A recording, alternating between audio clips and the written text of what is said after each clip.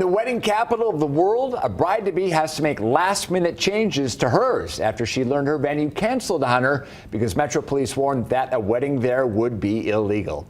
Fox 5's Mike Allen joins us now to explain in a story you'll only see on Fox 5. Mike?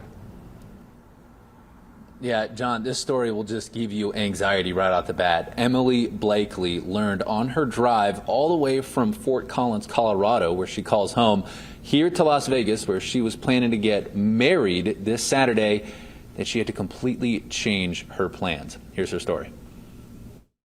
We found the perfect place. We booked it in July 2022, so it's been booked for a long time, and we thought everything was good. Emily Blakely and her fiancé had the perfect idea for a wedding, a big vacation rental where their closest friends could stay with them leading up to their ceremony, which would take place at the rental. But on her drive from Colorado to Las Vegas Monday, Blakely's fiancé asked why he was seeing a refund on his credit card from Vrbo. She checked her messages and learned their reservation had been canceled. That was Monday, and our wedding is supposed to be on Saturday, so we were just in for a big surprise.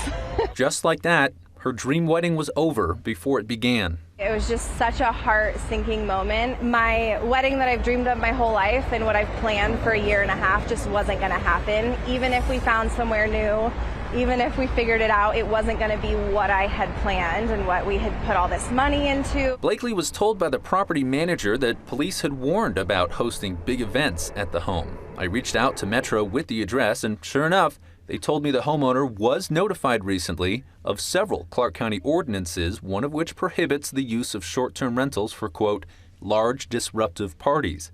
Police did not say why they initially reached out to this address. Luckily for Blakely, she did find a new venue called the Dark Room near Tropicana in Maryland. With that taken care of, now Blakely needs to switch up vendors, which means lost deposits, but she is confident it's all going to work out. And now she knows weddings at short-term rentals won't fly in the Vegas Valley. If that was your plan, maybe pivot to something else. It's such a bummer because it's such a great idea.